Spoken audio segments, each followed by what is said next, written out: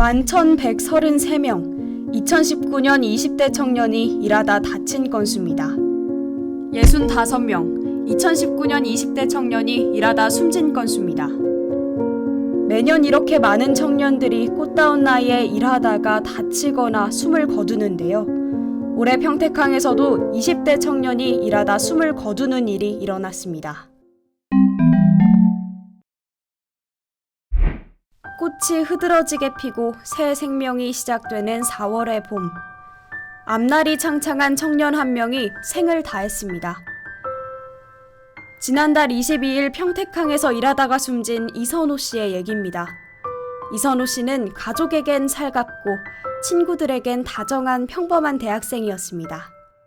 누님이 두 분 계시는데 첫째 누님이 좀 몸이 안 좋으세요. 첫째 누님도 잘 챙기면서 부모님한테 항상 잘하는 효도를 최우선시하는 친구였습니다. 친구들이랑도 교우관계도 원만하고. 이런 이선호 씨의 목숨을 앗아간 4월 22일 평택항에선 무슨 일이 있었던 걸까요?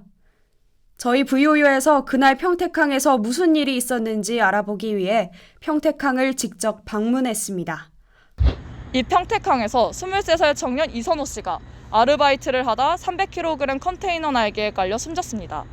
사고가 있었던 지난달 22일 작업을 도와달라는 원청의 요청이 있었고 이선호 씨는 아버지의 부탁대로 해당 작업자에게 이를 전달했습니다. 이를 본 원청 직원은 이선호 씨에게 컨테이너 위에 나무 조각을 정리하라고 시켰습니다.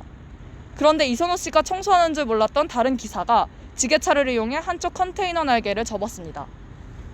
이 날개가 접히면서 발생한 진동에 의해 반대편 날개가 같이 접혔고 이선호 씨를 덮쳤습니다. 당시 사고가 났음에도 내부적으로 상부에 보고하느라 즉각적인 신고는 이루어지지 않았습니다. 사고가 난 지 30분 후 우연히 근처를 지나던 이선호 씨의 아버지가 300kg 컨테이너 날개에 깔린 아들을 발견했는데요. 그제야 119에 신고해 병원으로 이송됐지만 이선호 씨는 결국 숨을 거뒀습니다. 이 사고에 대해 많은 사람이 이는 사고가 아니라 인재라고 말합니다. 그 이유는 무엇일까요? 우선 정상적인 컨테이너라면 진동에 의해 날개가 넘어질 수 없는 구조인데요. 이선호 씨를 덮친 컨테이너가 불량 상태였던 겁니다. 두 번째로 전반적인 안전관리가 미흡했다는 점도 큰 문제로 꼽힙니다. 사실 컨테이너엔 안전핀이 있고 특수 장비를 사용해야만 제거할 수 있는데요. 사고가 있었던 지난달 22일엔 안전핀이 제대로 꽂혀 있지도 않았던 겁니다. 또한 현장에 당연히 있어야 할 안전관리자와 신호수도 없었고 안전모와 같은 기본적인 안전장비도 지급되지 않은 상태에서 작업했습니다. 게다가 그날 이선호 씨는 처음 투입되는 작업을 하게 됐지만 사전에 어떠한 안전교육도 없었습니다. 사고 이후 원청업체와 하청업체가 잘잘못을 가리느라 3주 동안 사과를 미뤄왔습니다.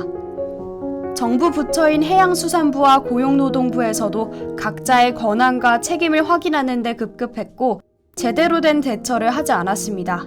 이런 상황에서 이선호 씨의 아버지는 3주가 넘는 시간 동안 아들의 빈소를 지키고 있습니다.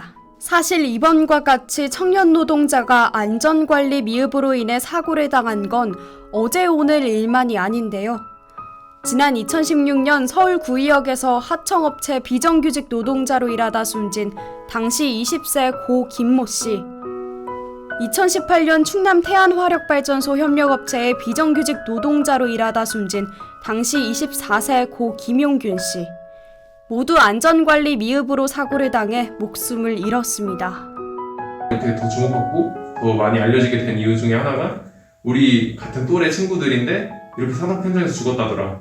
우리도 그렇게 될 수 있고 다른 사람들도 그렇게 될 수 있다 라고 생각해서 그렇게 된 부분이 저는 크다 생각하거든요.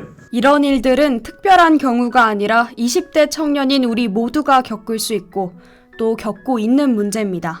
이 일이 더 많이 알려지고 더 사람들이 많이 알고 덜 잊혀지도록 하는 게 남은 사람들의 목표이자 궁극적인 목적이 아닐까 생각을 하거든요. 그래서 제2의 제3의 선호가 안 나오도록 우리 사회에서 더 노동 환경에 대한 문제라든지 산업 현장에서의 문제라든지 그 부분들을 더 많이 지켜봐 주셨으면 하는 바람입니다. 친구들의 바람대로 이번 사고가 산재 문제를 해결할 불씨가 되기 위해선 우리의 지속적인 관심과 요구가 있어야 합니다.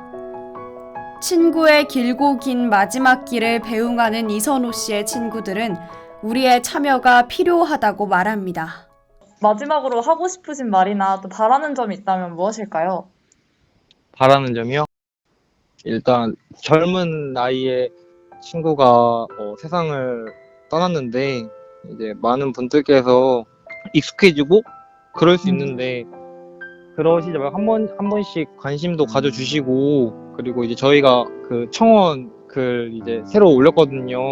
많은 그게 20만이 돼야 답변을 들을 수 있는데 진짜 힘 좀 내주셔서 저희 선호 이제 갈 때 가더라도 좀 이제 편안하게 갔으면 좋겠다는 제 바람입니다.